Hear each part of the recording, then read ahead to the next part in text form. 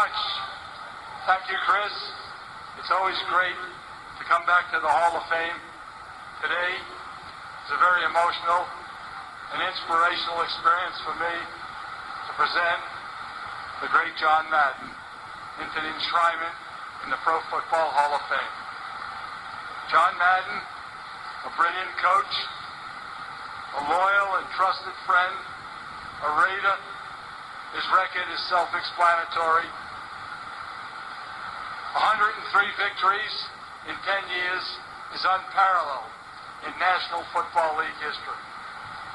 The Raiders always wanted to have the best organization in professional sports, wanted to have the best players, the best coaches, play in the best games, have the best plays, and have the best record in professional football. And some 40 years ago, I hired a 32-year-old coach to carry the torch for the Raiders and do all the things that I just talked about that we wanted to do. John Madden, over the 10 seasons of his coaching career, he led the Raiders to the playoffs 8 of those years, including 7 division championships, bringing the Raiders their first world championship. John's .759 regular season percentage ranks as the highest ever with coaches in the National Football League.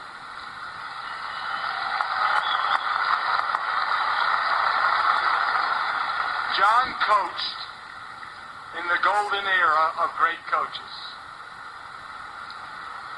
In his 10 years, John coached against many who are enshrined in this Hall of Fame. Don Shula of Miami, Chuck Noll of Pittsburgh, Tom Landry of Dallas, Weave Eubanks, Sid Gilman, Hank Stram, Bud Grant, and others who are enshrined in this Hall of Fame. John's first professional head job, he was 32 years old. And John did what you would call the impossible.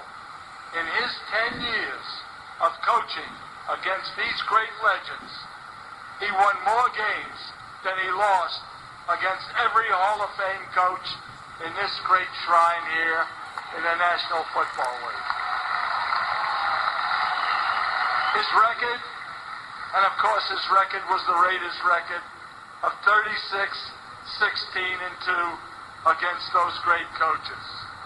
Dominating the stage that was Monday Night Football, Madden's teams had a record of 11-1-1, and boy, did the Raiders dominate Monday Night Football. I told you we wanted to play in the greatest games. We wanted the greatest plays. You all remember the Immaculate Reception.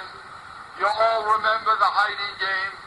You all remember Sea of Hands, the Holy Roller, Ghost to the Post, the Lido Fumble, the miracles of George Blanda, the man on the sideline during all those events that have become synonymous with Raider football was John Madden.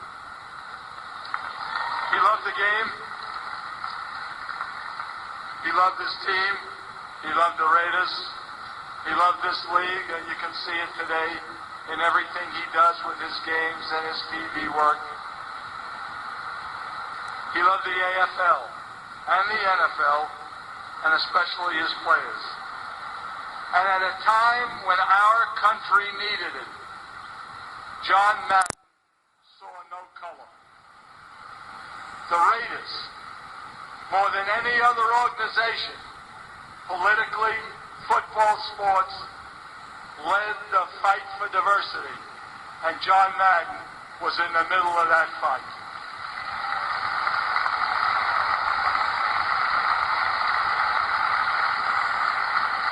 It was pretty tough in those days, in the 70s and in the early 80s, to lead that fight. But the Raiders had one thing in mind. We wanted to win. And to win, you had to have the best players. And so, as I said, he saw no color. 9 Raider legends, 9, are in this hall. The indestructible Jim Otto, he's here today. The great clutch player George Blanda. The undefeated Willie Brown, who was only beaten by Father Time as a cornerback. The magical hands of Fred Blitnikoff. The famed Highway 63 and 78. Gene Upshaw, president of the Players Association. And Art Shell, head coach of the Raiders. Ted Hendricks is here today, the great linebacker. And of course, the ghost of the post, Dave Casper, along with myself, have waited patiently for some 25 years for John to join us as enshrined in this Hall of Fame. We recognize you, Virginia Madden. That's John's wife, his sons Mike and Joey. They were a football family so that John could pursue his dreams. Because when you worked for Al Davis and you worked for the Raiders, there was no time for golf. There was no time for the kids. There was one thing, Raider football, silver and black football.